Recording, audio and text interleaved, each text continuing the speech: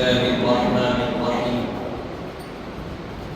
وضو ضائع کرنے والی، وضو توڑنے والی چیزوں کا بیان، یعنی جن چیزوں سے وضو ٹوٹ جاتا ہے وہ یہ: نمبر 1، حاجت سے فارغ ہونا، خواہ چھوٹی ہو کہ بڑی، یا اس راہ سے کسی چیز کا نکلنا، خواہ اس کے نکلتے وقت عادت ہو یا نہ ہو، اس کے نکلنے کی عادت ہو یا نہ ہو۔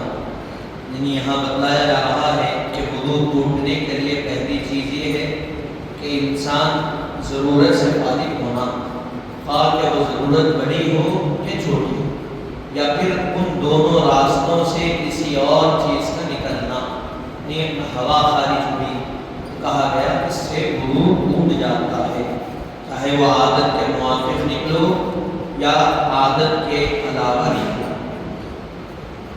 پھر اس کے بعد بتلایا جا رہا ہے نمبر 2، جسم سے خون یا پیپ کا نکل کر اپنے مقام سے بہنا، جسم کے کسی حصے سے خون یا پیپ کا نکلنا اور اپنی جگہ سے آگے بڑھنا، اس سے بھی وضو ٹوٹ جاتا ہے۔ نمبر 3، منہ بھر کے قے ہونا، جس میں صفرا یا کھانا یا پانی یا جمع ہوا خون نکلے، کچھ بھی ہو، منہ بھر کے قے ہوئی، وضو ٹوٹ جاتا ہے۔ نمبر 4 پر بتلا رہے ہیں منہ یا ناک سے دھوپ ریٹ کے ساتھ اتنا خون نکلنا کہ خون غالب یا بھرا ہوا یا برابر نظر آئے، منہ سے دھوپ کے ذریعے سے یا ناک کی ریٹ کے ذریعے سے اتنا خون نکلنا کہ دھوپ سے زیادہ خون نظر آ رہا ہے اور ناک کی ریٹ سے زیادہ خون نظر آ رہا ہے یا برابر، تو وضو ٹوٹ جاتا ہے۔ پھر اس کے بعد 5ویں چیز بتا رہے ہیں، کسی چیز کے سہارے سے ایک کروٹ یا سوری پر ٹک کر تھوڑی دیر چپ یا پٹ سو جانے سے وضو ٹوٹ جاتا ہے۔ کسی چیز کے سہارے سے سو گئے یا کروٹ سوئے یا سیڑھی کے بل سوئے یا چپ سوئے یا کروٹ سوئے، کسی بھی حال میں سہارا لے کر سو گئے تو اس سے وضو ٹوٹ جاتا ہے۔ نمبر 6، بےہوشی اور کسی مرض سے ہو یا صدمہ وغیرہ سے ہو، کسی بھی اعتبار سے، یعنی بیماری کی وجہ سے بے ہوشی آ رہی ہو یا صدمے کی وجہ سے اچانک بے ہوش ہو گئے، تو دونوں صورتوں میں وضو ٹوٹ جاتا۔ نمبر 7، جنون۔ پھر اس کے بعد 8ویں نمبر پر کہہ رہے ہیں مستی، یعنی کسی نشیلی چیز کے استعمال سے نشہ پیدا ہوتا ہے۔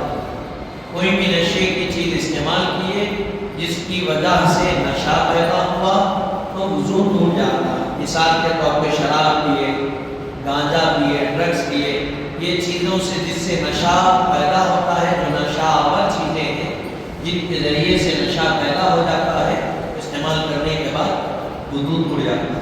نمبر 9، بالغ آدمی کا رکوع اور سجود والی نماز میں کھلکھلا کر ہنسنا، جسے قہقہہ کہتے ہیں۔ بالغ مرد آدمی رکوع اور سجود والی نماز میں کھلکھلا کے ہنس دیا، قہقہہ لگا کر، اس کا وضو ٹوٹ جاتا ہے، نماز بھی ٹوٹ گئی، وضو بھی ٹوٹ گئی۔ نمبر 10، مباشرت فاحشہ، یعنی دو بالغ آدمیوں کی شرمگاہوں کا شہوت سے مل جانا اور اس طرح کے درمیان میں کوئی کپڑا وغیرہ حائل نہ ہو، اس سے بھی وضو ٹوٹ جاتا ہے، اور اگر فارغ ہو گئے تو پھر اس سے تو غسل لینا پڑتا ہے۔ پھر آگے بتا رہے ہیں مرد اور عورت کے برہنہ ہونے یا باہم ایک دوسرے کی شرمگاہ کو دیکھ لینے یا ایک دوسرے سے قریب ہونے، بشرط ہے کہ مزید نہ نکلے، وضو نہیں ٹوٹتا۔ مزید نکل گئی تو وضو ٹوٹ جاتا۔ اسی طرح عورت کے اعضاء جسم کے کچھ حصے کو دبانے وغیرہ سے اس سے بھی وضو نہیں ٹوٹتا۔ پھر آگے فرما رہے ہیں اگرچہ کہ کان یا ناک وغیرہ سے کسی ناپاک چیز کے نکلنے سے نماز میں اتنا خفیف ہنسنے سے جس کو پاس کا آدمی نہ سن سکے، جسم سے نہ سن سکے، اس سے وضو نہیں ٹوٹتا۔ پھر اس کے بعد آگے فرما رہے ہیں زخم سے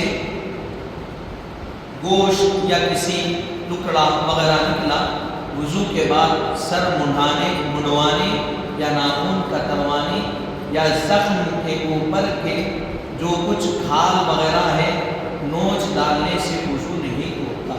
وضو کرے بعد کوئی سر منڈائے، ناخن کٹائے یا بتلایا گیا زخم ہے اس کی کھال نکالے تو اس سے وضو نہیں ٹوٹتا، لیکن زخم کی کھال نکالے خون نکل گیا تو وضو ٹوٹ جاتا۔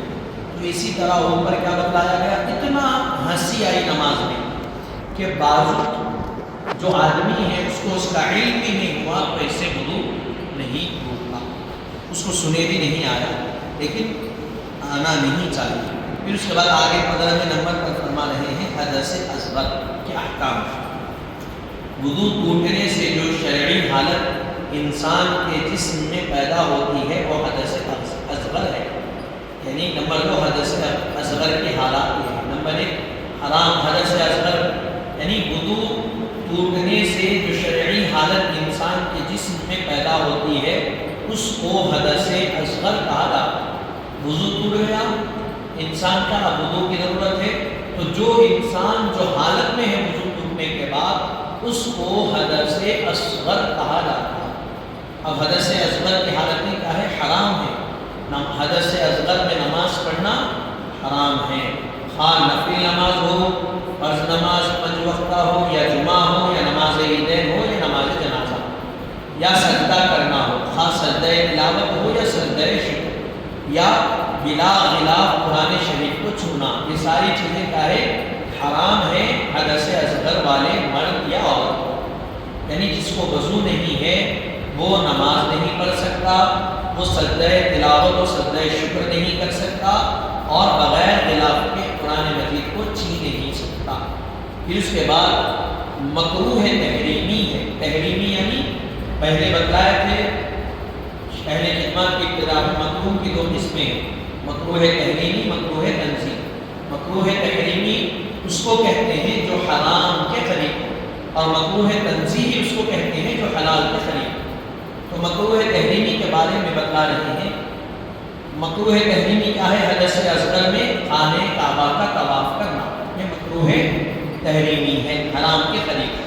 درست کیا ہے حدث اصغر میں، قرآن شریف کا چھونا جب کہ کسی جوزدان میں ہو یا کسی ایسے کپڑے میں لپٹا ہوا ہو کہ اس کے ساتھ ہاتھ اس کو نہیں لگ رہا، یعنی قرآن شریف کپڑے میں رکھا ہوا ہے یا جوزدان میں ہے تو بغیر وضو کے اس کو ہٹانا ہے یا چھینا ہے تو چھین سکتے، درست ہے۔ قرآن شریف کا پڑھانا بغیر وضو کے قرآن پڑھ لیں، چھینے نہیں، پڑھ لیں تو پڑھ سکتے، پڑھا بھی سکتے، پڑھ بھی سکتے، دیکھ کر ہو یا زبانی ہو، دیکھ کے پڑھ لیں لیکن ہاتھ نہیں لگانا، دیکھ کے پڑھ لیں یا پڑھا لیں، دونوں چیزیں کر سکتے۔ قرآن شریف کا نابالغ بچوں کو دینا، چھونا وغیرہ یہ سب درست ہے۔ نابالغ بچے اگر قرآن کو چھیے تو درست ہے۔ نابالغ یعنی مرد ہے تو 13 سال کی عمر سے کم، بچی ہے تو 11-12 سال کی عمر سے کم ہے، اگر وہ قرآن کو چھو رہی ہے تو درست ہے، چھو سکتے ہیں۔ پھر اس کے بعد موضوع کا مسح کرنا، موضع جو پیروں میں خفین جس کو کہتے ہیں۔ وضو کا 4 فرض، یعنی دونوں پیروں کا ٹخنوں سمیت 1 مرتبہ دھو لینا، لیکن اگر کوئی شخص طہارت کاملہ پر موزے پہن لے، وضو کر کے کیا کر لیا، موزے پہن لیا، وقت حدث سے مقیم کو 1 رات دن اور مسافر کو 3 رات 3 دن تک موزوں کو نکال کر پیروں کو دھونے کے بجائے صرف موزوں پر 1 بار مسح کر لینا کافی ہے۔ مسوں کا کیا حکم ہے تو بتلایا گیا، جو خفین ہے، مسے ہیں، موزے ہیں، طہارت لے لیے، موزوں کو پہن لیے، چمڑے کے ہوتے پہن لیے۔ پھر اس کے بعد مقیم یعنی شہر میں رہنے والے کو یہ ہے کہ 1 رات اور 1 دن تک وہ جب وضو کرے گا تو خالی موزوں پر سے مسح کر لے گا پیروں پر، تو اس کا وضو ہو جائے گا۔ اور مسافر کو بتلایا گیا مسافر کے لیے 3 رات اور 3 دن موزوں پر مسح کرنے کی اجازت ہے۔ وہ ایک مرتبہ وضو کر کے اپنے آپ کو پاک کر کے غسل کر لیا، وضو کر لیا، موزے پہن لیا، تو اب وہ جب وضو کی حالت ہوگی تو صرف موزوں پر یعنی موزوں پر مسح کر لے گا تو اس کا وضو ہو جائے گا، یہ صرف پیروں پر۔ پھر اس کے بعد بتلا رہے نمبر 2، موزے ایسے ہو جس سے پیر کے ٹخنے چھپ جائے۔ موزے کیسے ہونا؟ موزے ایسے ہوں جس سے پیر کے ٹخنے چھپ جائے، خواہ چمڑے کے ہو یا کسی ایسی چیز کے جو موٹی ہو اور پانی میں اثر نہ کرے، اور جن کو پہن کر آدمی عادت کے موافق بے تکلف چل سکے۔ یہ 3 چیزیں بتلائی گئی۔ موزے کیا ہے؟ کہا گیا پہلے تو ٹخنوں کے اوپر تک ہونا، ٹخنے چھپا دینا۔ دوسری چیز چمڑے کے ہو یا کسی بھی چیز کے ہو لیکن اتنے موٹے ہو اور ایسے ہو کہ پانی لگنے کے بعد کوئی اس میں نقصان نہیں۔ مثال کے طور پہ ساکس ہے، اگر اس کو پانی لگا تو نقصان ہوتا نا، خراب ہو گئے وہ ساکس، بلکہ پوری غلاظت لگ جاتی پانی لگنے کے بعد، دھول گرد مٹی۔ موزے کیا رہتے چمڑوں کے، پانی لگنے کے بعد اس کو نقصان نہیں ہوتا، تو ویسے ہو۔ تیسری چیز یہ ہے کہ اس کو پہننے کے بعد آدمی عادت کے موافق بغیر کسی تکلیف کے چل سکے۔ چل سکے، ساکس پہن کے گھر میں تو چل سکتے، باہر نکل سکتے نہیں، تو وہ عادت کے موافق جس طرح چپل پہن کے باہر چلتے ویسا چل سکتے ہیں تو پہننا چاہیے۔ تیسری چیز بتا رہے ہیں، اگر موزہ پھٹا ہوا ہو یا اتنا کہ چلنے کی حالت میں پیر کا حصہ بقدر پیر کے 3 چھوٹی انگلیوں کے کھل جاتا ہو تو اس پر مسح جائز نہیں ہے۔ موزہ پھٹا ہوا ہے یا ایسا ہے کہ اس میں 3 انگلیاں نظر آ رہی ہے تو کہا گیا اس پر مسح جائز نہیں ہے۔ نمبر 4 بتا رہے ہیں، ہر موزے کا مسح ہاتھ کے 3 چھوٹی انگلیوں کے برابر موزوں کی پشت پر ہونا چاہیے۔ ہر موزے کا مسح کیا ہے؟ ہاتھ کی 3 چھوٹی انگلیوں کے برابر موزوں کی پشت پر ہونا چاہیے یہ مسح۔ پھر اس کے بعد 5ویں اور آخری چیز بتا رہے ہیں، جن چیزوں سے وضو ٹوٹتا ہے ان سے مسح بھی باطل ہو جاتا ہے، نیز جب کہ مدت پوری ہو جائے یا موزہ پیر سے یا پیر کے اکثر حصے سے اتر جائے۔